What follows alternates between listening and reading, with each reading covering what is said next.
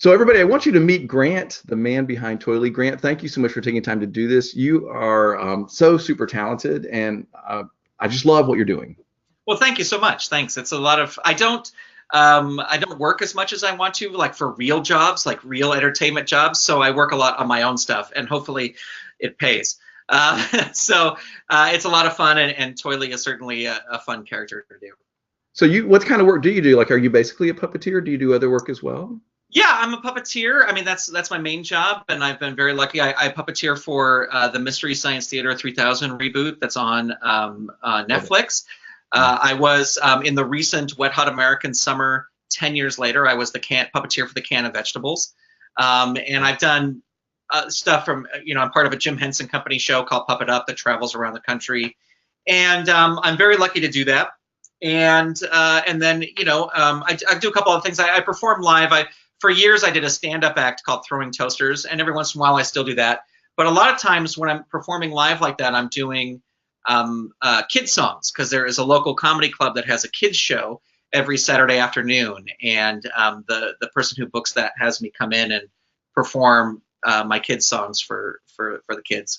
So I keep busy. It's like kind of one of those things where you're doing a lot of jobs to make one living, but they're all fun jobs. Like I'm not doing something where it's like, oh, I'm in an office doing data entry. Not that there's anything wrong with that, but I'm lucky that I don't have to do that. Well, I mean, you're so super talented and you're so funny. Like, I'm always jealous of people that are so hilarious, and you're always absolutely hilarious the way your mind works. Like, is that just something you've always been that way? Have you always just been funny, or did you learn that craft? I will say that I don't know if I've always been funny. I will say that I've always loved performing, and my parents are both. They're very happy and like to joke around and kid around, and as a family with my brother, we were always kind of we would joke around and make each other laugh and stuff.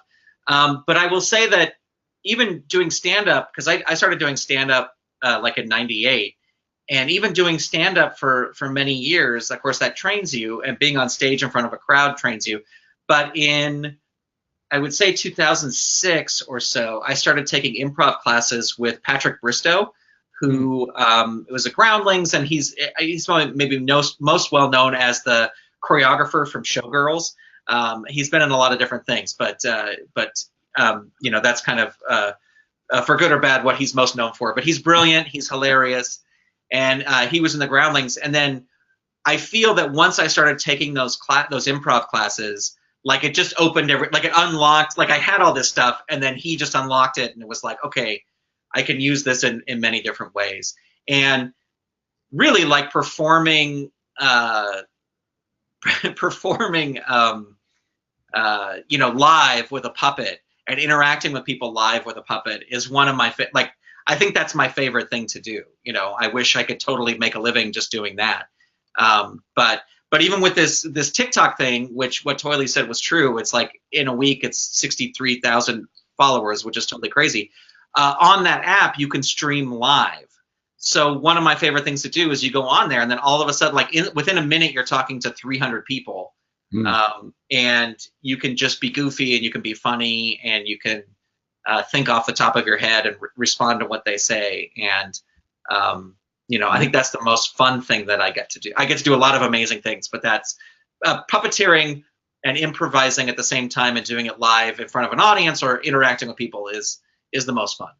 Well, I think it seems to me there'd be something really freeing about having the puppet be the one that's saying all the stuff, so he can be extra body and be more insulting, and it's not necessarily coming from you. I think that's one of the sort of genius things about why puppets are so great. Yes, and Toiley is, I mean, there's definitely things that, I think we all do this when you're in day-to-day life and you think a thought and you're like, well, I could never say that out loud. But luckily, Toiley can say that out loud. The only thing I'm always nervous about is that if people think, oh, everything Toiley says is what Grant thinks, and like he's, Grant's this miserable person. And I will say no, but I will say there are some things that Toiley, like definitely I'll get an idea and be like, oh, well, this will be a great Toiley thing because Toiley can say this and I can't say this. Right. No, I totally get that. It makes perfect sense to me. I got to see you on tour. Mystery Science Theater did live shows, and I got to see you here in Orlando. And I got to tell you, that was first off, I thought you were absolutely hilarious. You were doing Crow, who's my favorite, and I loved that. And then, of course, you helped us be able to say hello to the cast afterwards. I got to say hello to Joel Hodgson, who's one of my heroes. So like that was such a big night for me. And I just thought you were so smart, because how much of that in the live show was sort of riffed off the cuff too? Did you see some of it? You saw just one show, right? I just saw the earlier show, yeah. The earlier show, because in the second show, there's a segment where the robots just came out and just took questions from the audience. So that was completely improvised, like crazy. But I mean, there's a little with that show. A lot of it is scripted, but like, especially like in the beginning when they first come out and they're riffing on the area and stuff, that's not scripted. And every once in a while, there'll be something that's thrown in. And the cool thing is that with the riffs during the movie, it's all scripted and it's all time coded out. And we're performing it live, but it's all scripted. But you can tell, like, after, Orlando was kind of like early in the tour, and so we were still working things out. And it's like, you can tell, like, oh, this joke is not working, so I need to come up with a better joke, or we need to do something else here. So there are some parts in the show where you're saying, like, like you're throwing out a joke because you're trying it out because the joke that was originally there is not working. And sometimes it does not work, and then you're looking for another joke, or sometimes it does, the bulk of the movie stuff is scripted, though.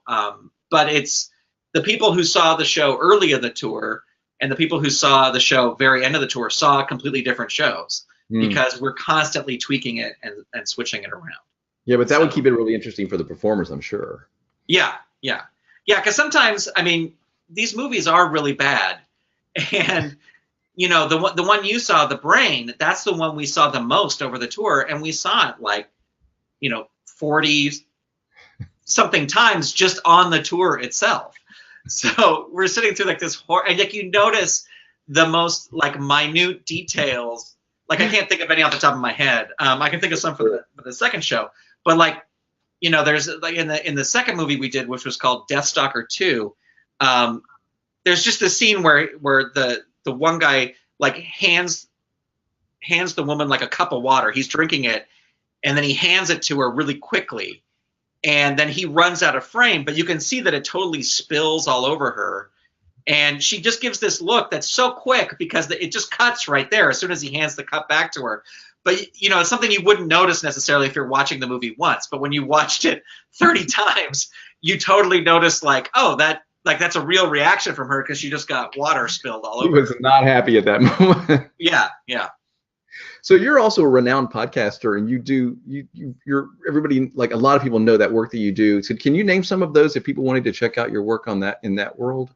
Sure. Well, I mean, I think what I'm best known for is a show called The Radio Adventures of Dr. Floyd. And that actually, we started in 2004.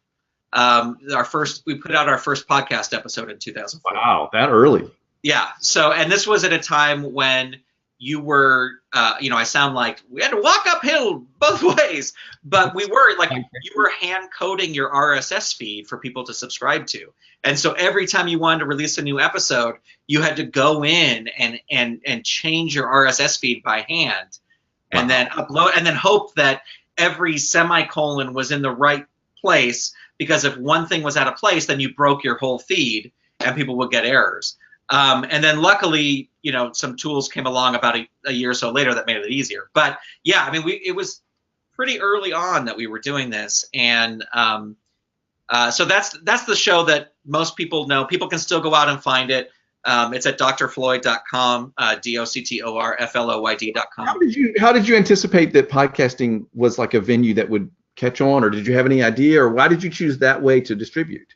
I didn't. What was interesting was in April of that year, I was doing an internet radio show, and I was like, I want to do like this old time radio show thing in it. So we created, my friend and I at the time, we actually met working at Disneyland, my friend Doug Price and I. We created this show, and he was living in Florida at the time, and so he would record his parts. I would write a script. He'd record his parts out there, send it to me on MP3. I would use GarageBand to cut them up, add them with my parts, put in sound effects, and then we would put it out. And that was like in April of 2004 when we started that. And we would always say like, oh, there's 12 listeners, because that's really, there would only be 12 people who were listening to my show. And then in I'd say it was September of 2004, September, October, I read an article on Wired's website about podcasting, and it was one of the first articles about it. And I was like reading it going, oh my God, this is perfect for this show, because it's episodic. You're releasing just a little piece of audio, and it's, each show, like, it's very based on Rocky and Bullwinkle. It's like that kind of sensibility, where it was just like a little segment of the show every week. And what was great was we had like 2 seasons worth of content by the time we put out our first podcast episode. So we were already ahead, and we just started putting them out, one a day. And in those early days when, literally we always say that there were 300 podcasts and everybody knew each other. And you really did, like, you knew all these other podcasters because you were reading the same articles and hanging out in the same places. And we instantly, at the height of Dr. Floyd, we went from that 12 listeners to 80,000 downloads a month, which now there's podcasts that are doing way more than that. But at the time, it was just really amazing, and everybody knew who Dr. Floyd was. And we did one issue of a comic book, and we had T-shirts, and we had secret decoder rings that people could send away to decode secret messages in the show. And wow. Even to this day, even though we're not currently producing the show, I still put out an episode a week, and it just goes in order. And what I found, especially for family program for kids, is that every 3 years they age out of it, but then a whole new group ages into it. Cool. So, like I've got 2 emails this week. It's like, hey, how can we get a secret decoder ring? My son loves your show. Please, how do we get involved in this? So people are still finding it. They're still loving it. And and we stopped producing that, I think, like in 2012, the last episode went out. But then I just started creating my own shows. So if you go to SaturdayMorningMedia.com, that's where you can find all my shows. And I have just about every different kind of show. I still do the audio drama stuff. And I do an improvised show called Elf Centered with 2 of my other amazing improviser friends. And that is like, if you imagine like The Office taking place on the North Pole. And so it's a once a month podcast where it's these 3 elves just sit down and they talk about what's been going on in the North Pole. And that's at elfcenteredshow.com. But you can also find that at SaturdayMorningMedia.com. And, I am a theme park fan. And so and I have a podcast that you've been on a couple times called Attraction Checklist. And that is, if you're a theme park fan, I just go and I ride rides and then review the rides and attractions. It could be shows or whatever. And then review the attractions afterwards and say what we liked about it, what we didn't like about it. So, I'm always trying to produce my own content. I'm always somebody who really, doing Dr. Floyd taught me about this, was like, the great thing about podcasting is you don't have to wait for anybody to say, okay, you're allowed to do that. And like here in Hollywood, everyone's like, oh, can we please make my show? Or please cast me in this thing. And I'm doing just as much as that as anybody else. But also it's like, I also don't like sitting around waiting for that to happen. I like to make my own stuff. And podcasting is the way where you don't have to wait. There's no gatekeepers. You can just go do it. If you have this is probably my biggest, what do you call it? A guilty pleasure. But I love the Country Bear Jamboree, and I do a podcast that is dedicated specifically to the merchandise of the Country Bear Jamboree. Now, where else could you do that but in podcasting? You cannot do that anywhere else. And an audience finds it. Yeah. Like the podcast itself will get, I release a new episode each week. Right away, there's 200 downloads. So there's at least 199 other people out there who are like me. And then people are very active with it on Instagram and on Facebook. People really react to it. So, podcasting is great. Are they still creating new merchandise content for Country Bears? They are, yeah. Our mutual friend John DeHaas just sent me a phone case that they just released last week, I think. Wow. So, yeah. That's amazing. It's like the world is full of all these sort of niche things, and I feel like, Yeah. even in the world of marching band, it's a lot of people, but it's still a tiny little subset of the world. But Yeah. that gives me hope that we can keep finding our audience, because if there's an audience for merchandise for Country Bear Jamboree, Right. like that just shows you that there are people out there that are interested in all kinds of stuff. Right. Well, and that's And I do love the Country Bears, by the way. oh, good. Yes. Like, Well, I remember going to it's Disney amazing. World when I was little, and that was like one of the big shows. That was one of the most Yeah. popular things at Disney World when Disney World first opened. Yeah. Yeah. Big- Well, and I'm sad because I'm out here in California, so they took it away. So I'm still bummed about that. But the great thing about podcasting too is, like, even though my show is only 200 people who download, the Country Bear episodes, those people love Country Bears and they are dedicated to your show.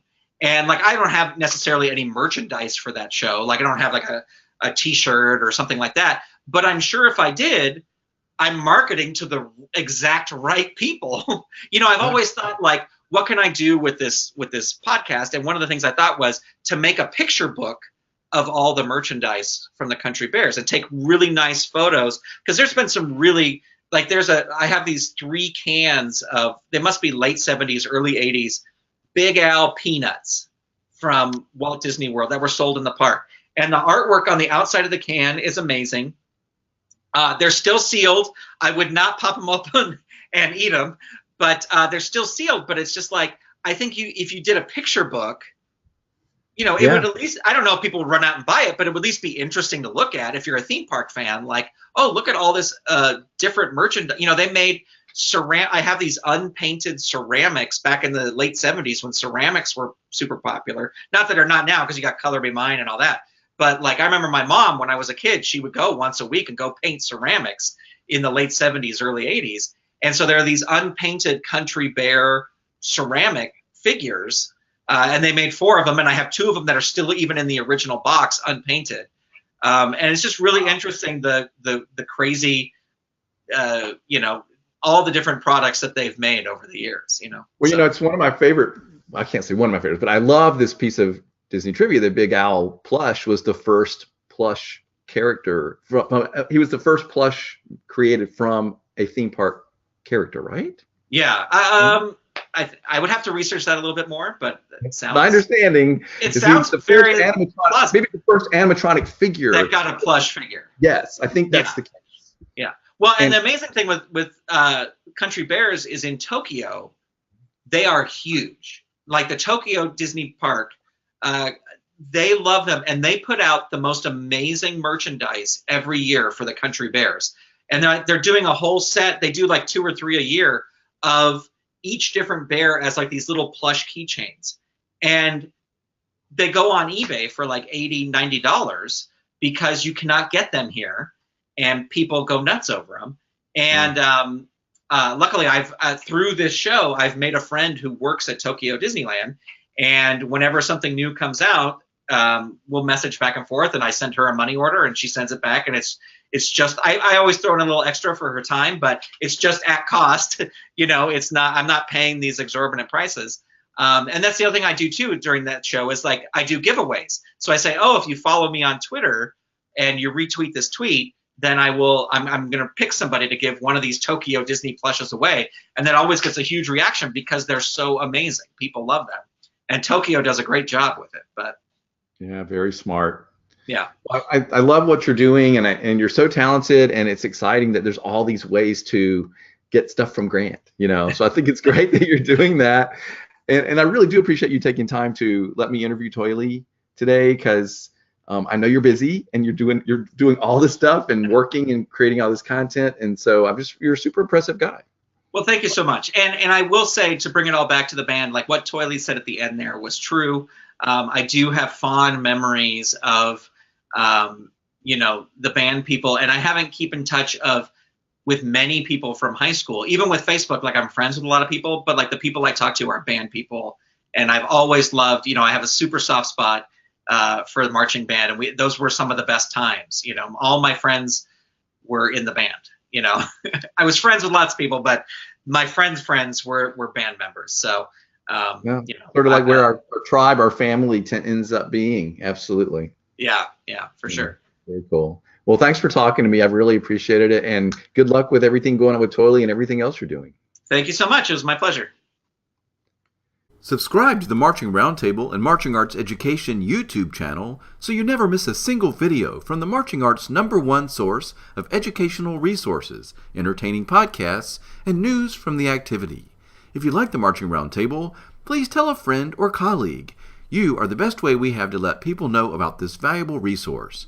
Find podcasts at marchingroundtable.com and find live webinars and video content at marchingartseducation.com. Thank you for watching.